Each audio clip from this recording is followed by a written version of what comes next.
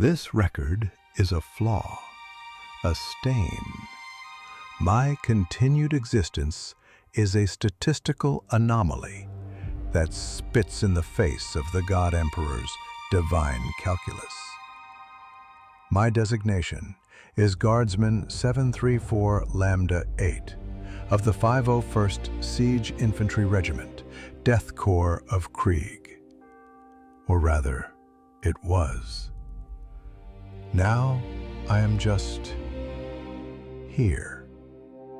And that is the gravest sin of all. The beginning of my failure was not marked by a bang, but by a profound and unhallowed silence. The symphony of the siege had been my world, the percussive roar of earth-shaker cannons, the constant, hateful crackle of lasfire, the shrieking crescendo of falling ordnance, and the soaring choral hymns of commissars' voxhailers exhorting us to our blessed end. It was the only music I had ever known, the only lullaby that could grant a Kriegsman peace. Now, it was gone. In its place was a low, persistent hum in my ears, the sound of damaged nerves protesting the sudden quiet. I awoke buried, not in the blessed earth of a hero's grave, but in the profane muck of a trench collapsed by an artillery shell. Mud, thick and cloying, filled my mouth and nostrils. It was a premature burial, a mockery of the absolution I was promised. My rebreather mask was cracked, the sacred filter fouled with the planet's toxic soil. Panic, a sensation I had been trained to view with contempt, tried to claw its way up my throat. I suppressed it with the litany of the firing pin, my lips forming the words against a slurry of dirt and blood. The Emperor is my light. His will is my weapon. My life is his to spend. The words felt hollow. My life had not been spent. The debt remained. With a groan that was part metal on metal and part tearing flesh, I pushed. The weight above me was immense, a mix of earth, splintered ferrocrete, and the cooling corpse of what I believe was 734 Lambda 12. His greatcoat was tangled with mine, his dead weight an anchor chaining me to this failed purgatory. I did not feel sorrow for him. I felt a profound, burning envy. He had paid his price. His soul was now a spent shell casing at the foot of the golden throne. He was complete. I was a misfire, a dud round. My strength, born of endless drills and vat-grown muscle, finally won out. I heaved myself from the mire, gasping not for air, but for the familiar chemical tang of the battlefield. It greeted me like an old accomplice. The stench of burned promethium, the ozone tang of discharged laspaks, the coppery sweet rot of human viscera, all underpinned by the miasma of the world itself, a perpetual dampness that clung to everything and promised only rust and decay. My body was a catalog of failures. My left leg screamed with a pain that was sharp and clean. A shard of shrapnel, I surmised, had embedded itself deep in the thigh muscle. My ribs felt like a cage of cracked glass. But I was functional. My hands, though slick with blood that was both mine and not, could still grip the stock of my Lucius pattern laser gun. I pulled it from the mud, its sacred form fouled and caked. My first act was not to tend to my wounds, but to field strip the weapon with trembling, methodical slowness. The power pack was drained, but the mechanism was sound. The bayonet, a foot of gleaming plasteel, was still fixed, its edge unblemished. The Emperor's will could still be done. I had the tool, even if the hand that wielded it was unworthy. I stood, my wounded leg protesting, and took in the vista of our victory, or what passed for it. The enemy trench line, a festering scar across the landscape, was ours. It was a cratered, smoking ruin, an ossuary choked with the dead of two armies. The green and khaki greatcoats of the Arcanian secessionists were piled like refuse alongside the drab gray of my brothers. In death, we were finally indistinguishable, just meat for the carrion crows that were already beginning to circle in the sickly yellow sky. A part of me, the part forged in the Scola Progenium vats of Krieg, scanned the scene for tactical advantage. The enemy command bunker was shattered. The heavy bolter nests were silenced, their crews reduced to bloody smears. The objective was taken. The price was calculated, sanctioned, and paid in full by every soul but mine. A wave of profound shame washed over me, more potent and crippling than any physical pain. I had been in the first wave, the tip of the spearhead, destined to be blunted against the enemy's fortifications to allow the second wave to exploit the breach. My purpose was to die, to become another sandbag of flesh and bone in the Emperor's grand design. I stumbled through the charnel house, my boots sinking into the blood-soaked mud. I passed 451 Delta, his torso blown open, his face a mask of serene finality. I saw 808 Gamma impaled on a length of rebar, his hand still clutching a detonated crack grenade. They were beautiful. They were perfect. Their duty was done. I averted my gaze, unworthy to look upon their holy sacrifice. I was a ghost haunting the site of my own glorious demise. Why? The question was a poison, a heresy that wormed its way into the cracks of my conditioning. The shell that buried me should have atomized me. The shockwave that collapsed the trench should have pulped my organs. The stray rounds that stitched the air should have found me. I was no different, no stronger, no more blessed than any of my squad mates. My survival was an illogical, offensive absurdity. It was a flaw in the grand, pitiless equation of war. And then, as I stood on the lip of a crater, looking out at the endless expanse of mud and death, it happened. The planet's weak, jaundiced sun began to break through the perpetual smog. It was not a glorious dawn. It was a weak, filtered light that painted the clouds in shades of rust and bile. But it was light. It struck the condensation on the barbed wire, making it glitter like a vile rosary. It cast long, distorted shadows from the piles of the dead. And I felt it. It was not a thought. It was not a prayer. It was a raw, animal sensation that bloomed in the pit of my stomach.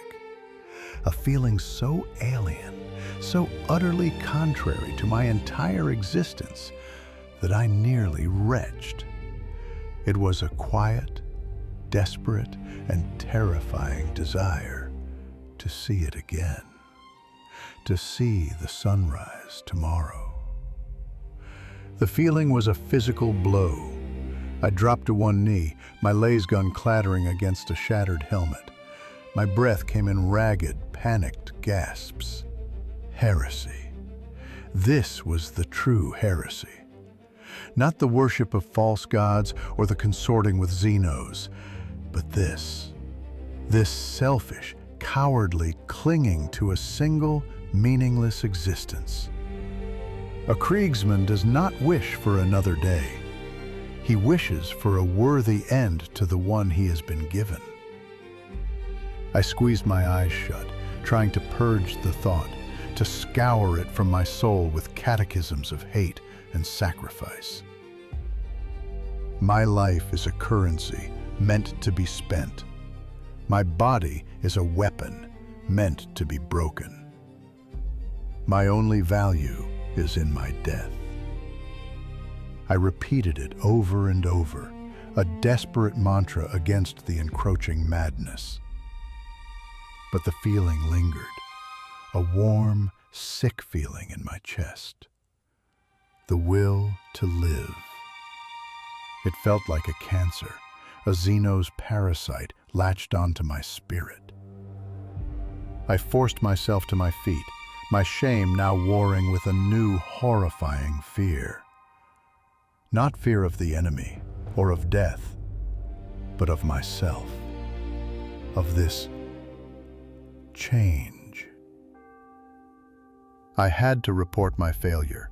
I had to find a commissar, confess my survival, and beg for assignment to the most hopeless, forlorn hope, the most suicidal, penitent charge. Only in a death twice as certain as the one I had just evaded could I hope to cleanse this stain. That was the path. That was the penance. But as I took my first step towards the rear lines, a flicker of movement caught my eye. Near the corpse of 808 Gamma, a silhouette stood against the jaundiced light. It was the shape of a Kriegsman, leaning on his rifle, his helmeted head cocked as if listening. For a second, my heart, a useless, treacherous organ, leapt with the thought of another survivor. But the shape was wrong. It was translucent, indistinct, like heat haze rising from the mud. It wavered, and for a brief, impossible moment, I thought I saw it nod in my direction, before dissolving into the foul morning air. I was hallucinating. Shell shock, lack of oxygen. It had to be. There was no other explanation. I turned away, forcing my wounded leg to move, to carry me away from my intended grave.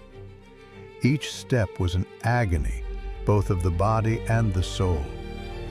I was walking away from my purpose, my salvation.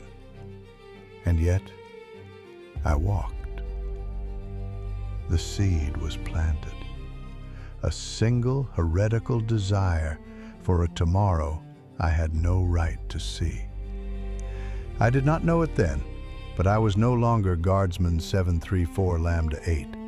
I was something else. Something broken. Something that had failed to die.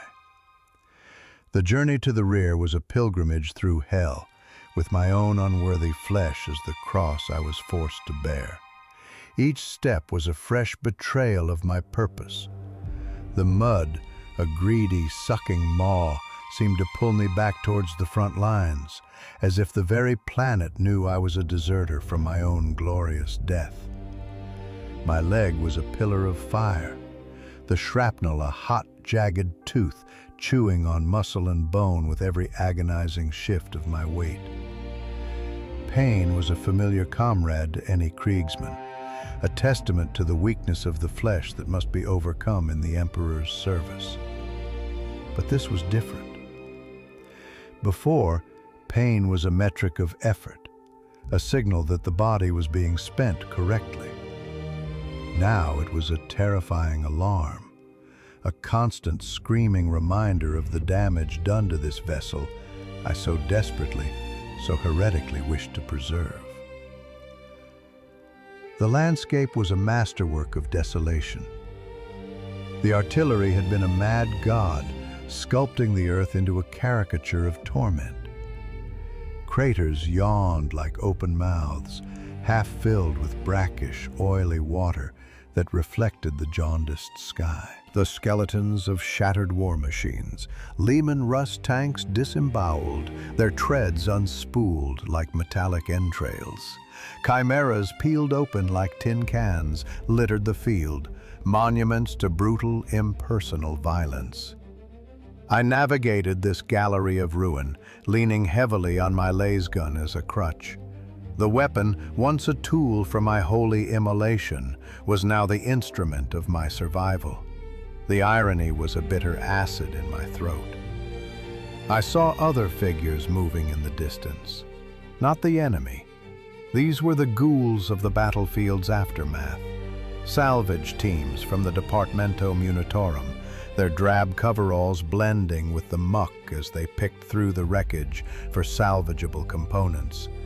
Corpsmen of the Adeptus Ministorum, their white robes already stained brown and red, moved among the dead, administering the Emperor's peace to the grievously wounded with bolt pistols, their barks of absolution almost indistinguishable from the sporadic crack of distant sniper fire.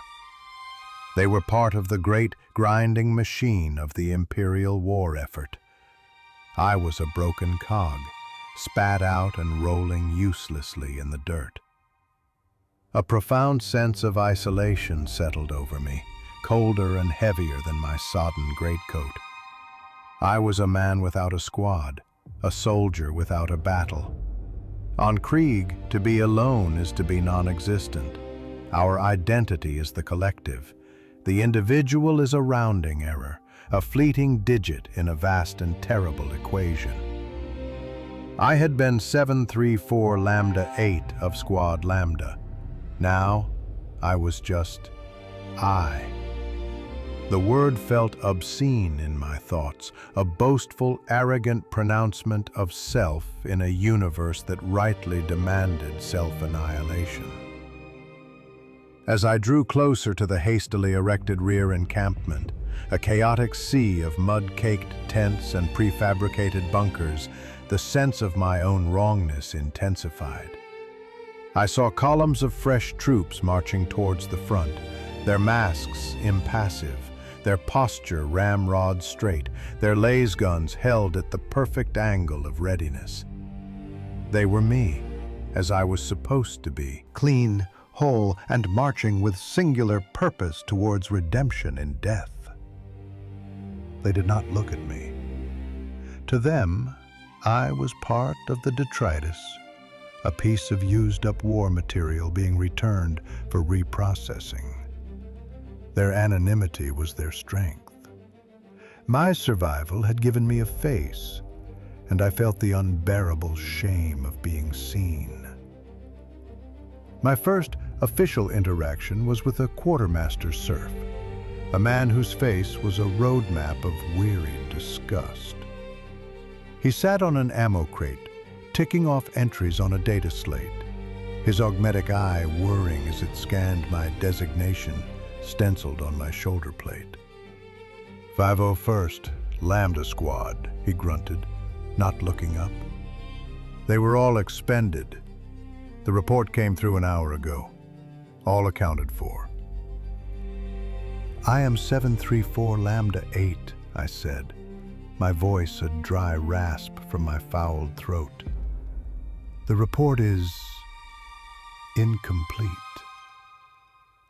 The serf finally looked up, his one good eye narrowing. He took in my state, the caked mud, the blood, the awkward way I kept weight off my left leg. His expression was not one of sympathy or relief. It was one of pure, bureaucratic annoyance. I was an error, a logistical problem that complicated his neat columns of the dead. Medicaid tent is that way, he waved a dismissive grease-stained hand. Get yourself processed. We'll have to file a correction. He turned back to his slate, my continued existence already reduced to a clerical task. Processed, not healed, not saved, processed. That, at least, felt familiar. The Medicae tent was a cacophony of structured misery. The air was thick with the stench of sterilizers, blood, and burning flesh from cauterization procedures. Wounded guardsmen lay on cots in neat, miserable rows. Some were silent, their faces stoic masks of indoctrinated pain tolerance. Others screamed, their conditioning broken by agonies that defied faith, their pleas for mercy or death ignored by the Medicae servitors that glided between them with cold, inhuman efficiency. I was directed to a cot by an orderly whose own face was half chrome, his voice a flat monotone. He cut away the leg of my trousers with shears, exposing the wound. The shrapnel was a dark, jagged piece of steel, buried deep in the meat of my thigh, surrounded by swollen, purplish flesh. "Hold still," the orderly commanded, his voice devoid of any emotion. A Medicae servitor, a grotesque fusion of man and machine, rolled towards me. Its arms terminated in a dizzying array of clamps, saws, and injectors. One metal claw held a long, cruel-looking pair of forceps.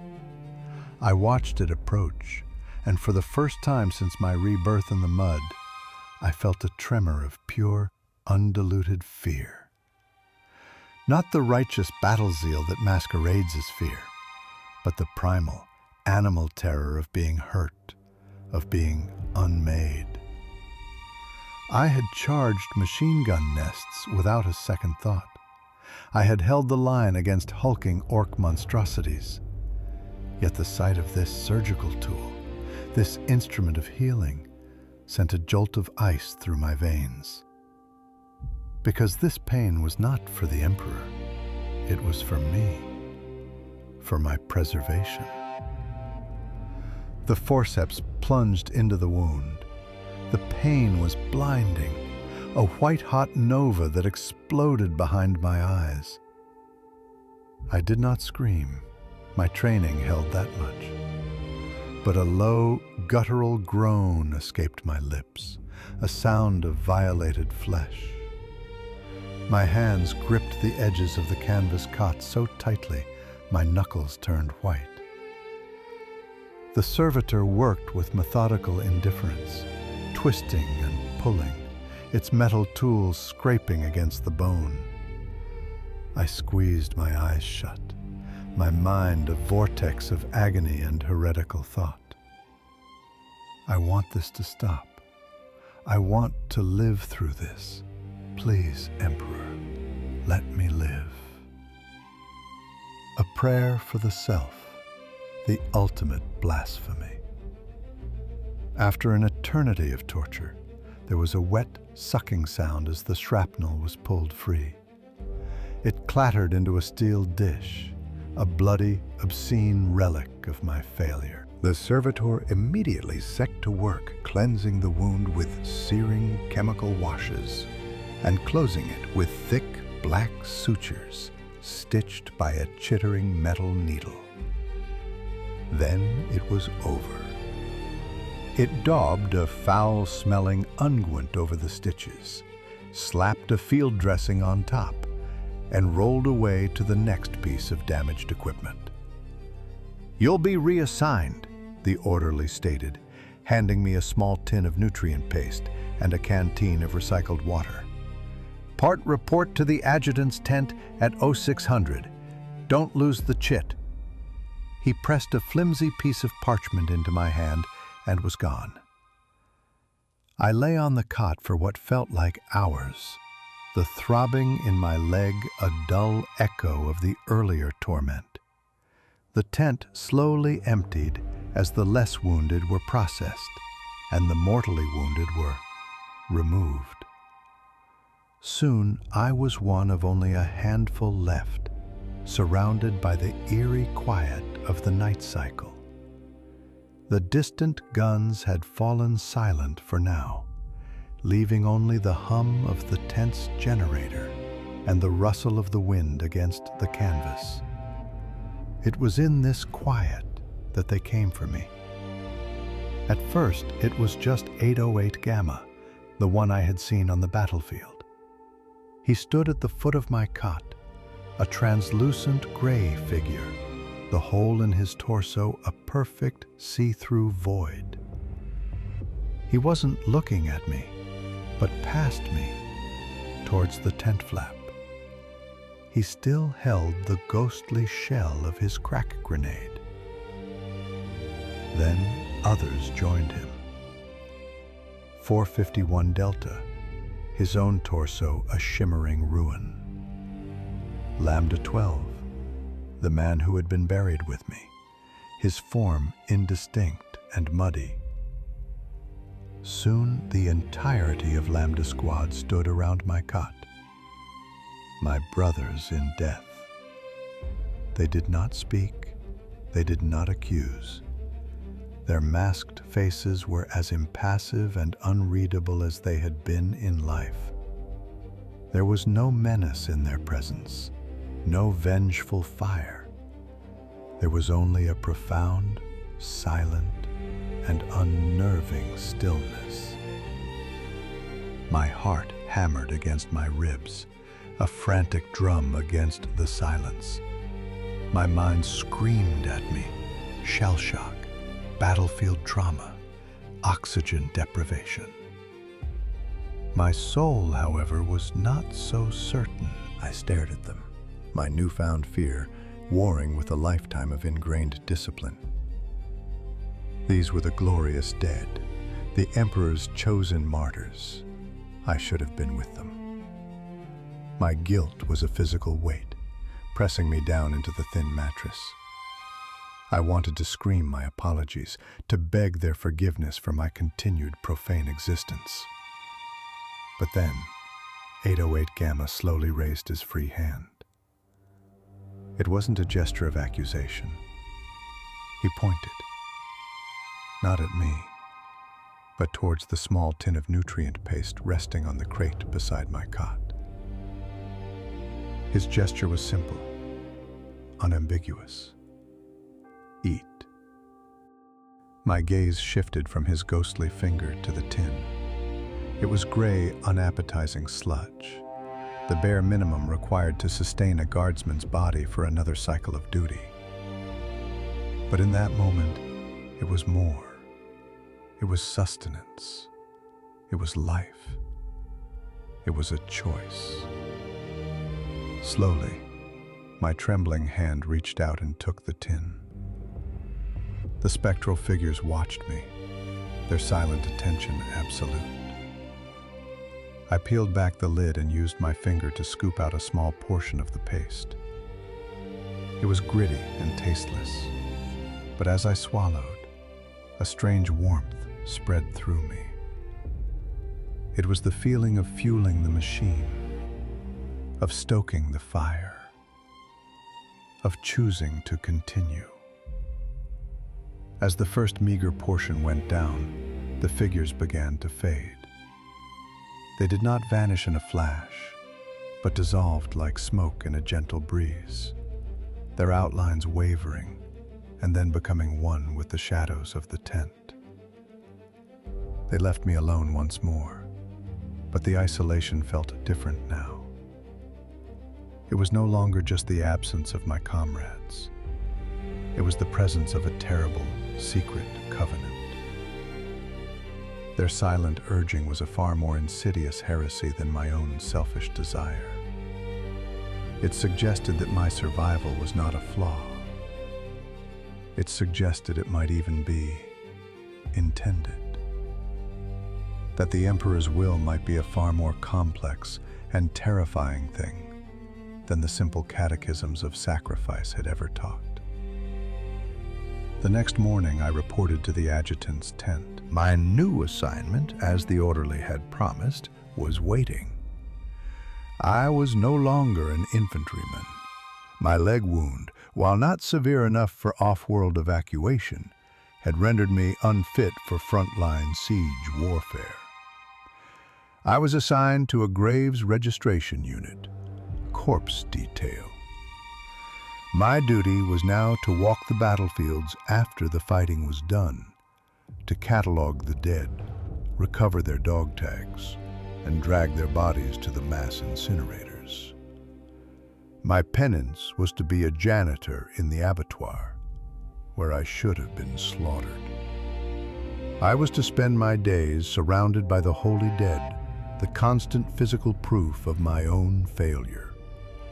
And every step I took among them, my living feet on their hallowed ground, would be an act of defiance. The will to live, nurtured by pain and seemingly sanctioned by the ghosts of my past, was now a roaring fire in my soul.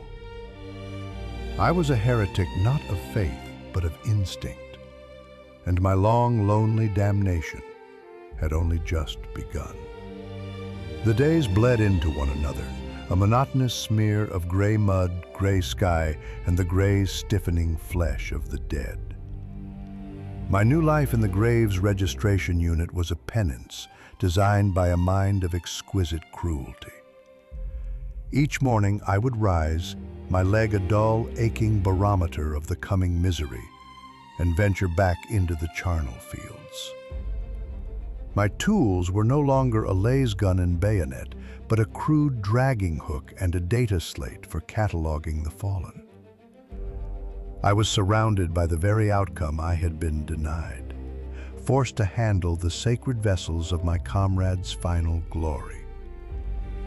I would find their dog tags, whisper their designation numbers into the slate's recorder, and then drag their bodies, stiff with rigor mortis, to the collection points where grav sleds would haul them to the roaring, insatiable incinerators. I became an expert in the geography of death. I learned how a guardsman falls when hit by shrapnel versus a bolt round. I could distinguish the blackened scorch of a plasma weapon from the molten ruin of a melta-charge. I moved among the corpses with a cold, mechanical efficiency that was a pale imitation of my old battlefield discipline. But beneath the surface, a storm raged. The ghosts of Lambda Squad were my constant companions. They did not walk beside me, but flickered at the edges of my vision, silent observers in the perpetual twilight. 808 Gamma, perched atop a wrecked Chimera. 451 Delta, half submerged in a water-filled crater. They watched me work, their presence a constant, unblinking reminder of my transgression. They never judged, never accused. They simply were. Their silence was more unnerving than any condemnation, for it seemed to hold a question I could not answer. What will you do with the life you have stolen? The climax of my damnation, or perhaps my salvation, came during the third week of this grim duty. I was assigned to clear Sector Gamma 9, the ruins of a fortified bastion that had been the linchpin of the enemy's defense. It had been cracked open by a Titan's volcano cannon, and the devastation was absolute.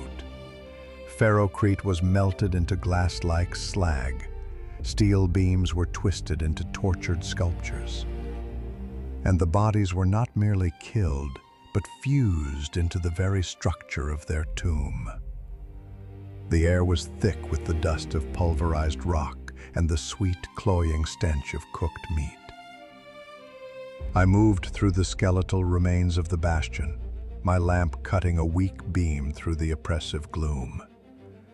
My slate's locator pinged softly, detecting the faint biosigns of Imperial-issue dog tags buried beneath the rubble. It was slow, grim work. I was alone. The primary collection teams had already taken the easily accessible dead. I was a scavenger, picking at the bones. It was deep inside the bunker's bowels, in a collapsed command chamber, that I felt a change in the atmosphere. The silence here was different.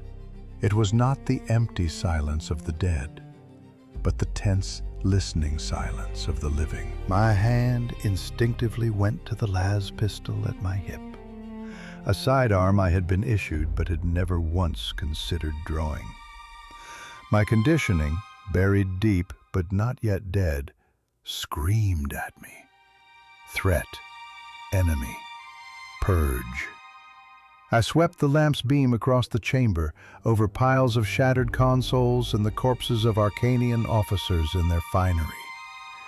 And then the beam found him. He was huddled in the corner, behind a toppled status screen. An Arcanian guardsman. A boy, really, no older than I was, though the grime and terror etched on his face made him look ancient.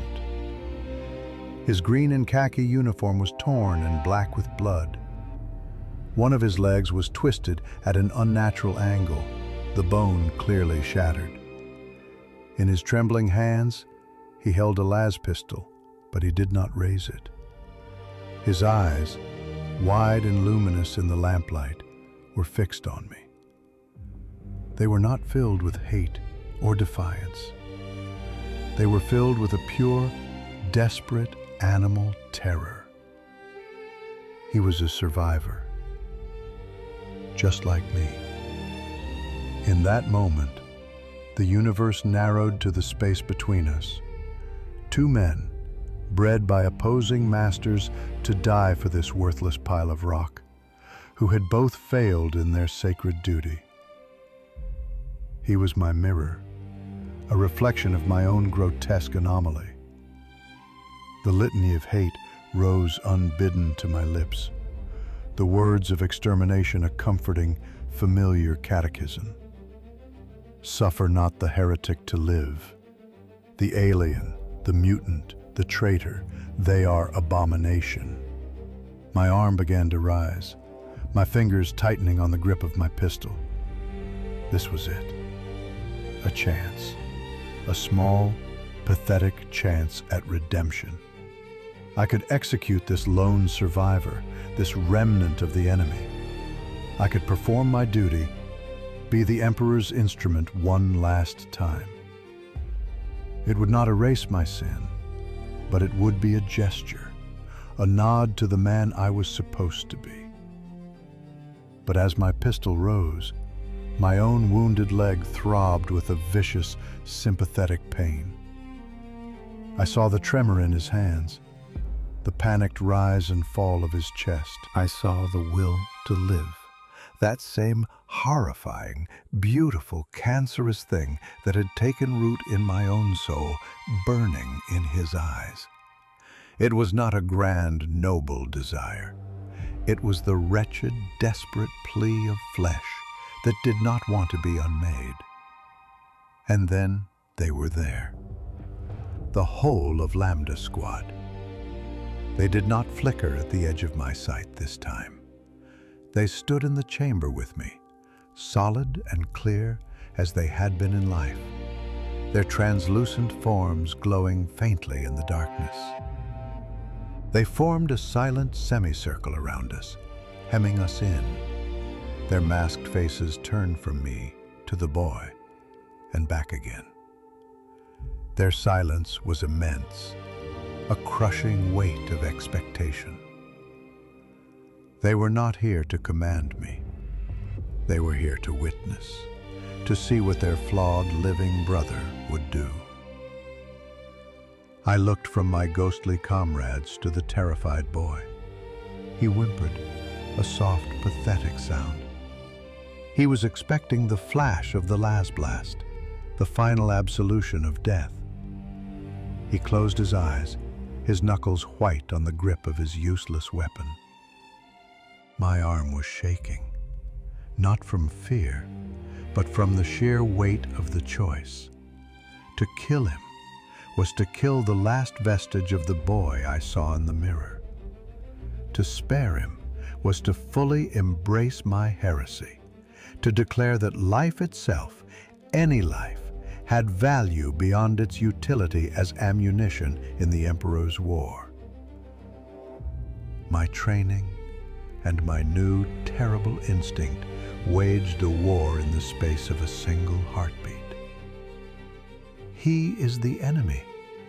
He is a flaw to be corrected. He is alive. He is afraid. He is me.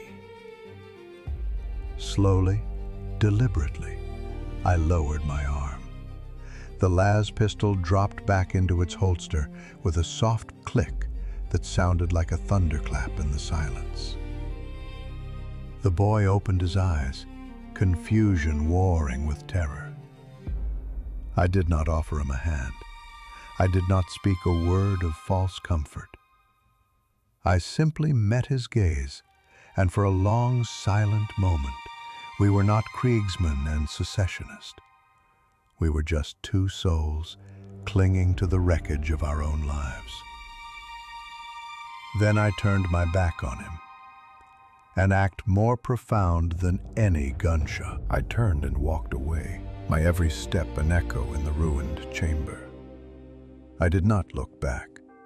I left him to his fate, whatever it might be. I had not saved him, but I had refused to be his executioner. In that refusal, I had made my final choice. I was no longer an instrument of the Imperium's will. I was just a man, choosing to let another man live, for no other reason than that he was alive. As I emerged from the bastion into the gray, perpetual daylight, I felt a strange lightness. I looked around, but the ghosts were gone. Lambda Squad had vanished. Their watch was over. They had their answer. My penance was not to seek death, but to endure life. My heresy was not a flaw to be purged, but my new and only truth. I do not know what tomorrow holds.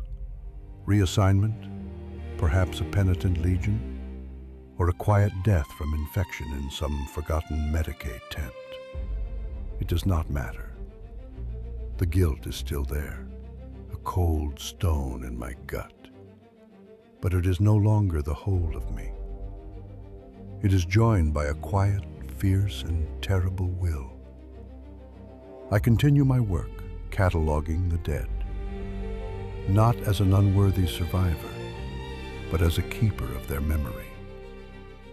I am their final testament, the one who saw their end and walked away. I failed to die with my brothers, so now I will live for them. That is my purpose. That is my heresy. That is my will. My designation number is meaningless. My past is ash. My name is my own, and it is I.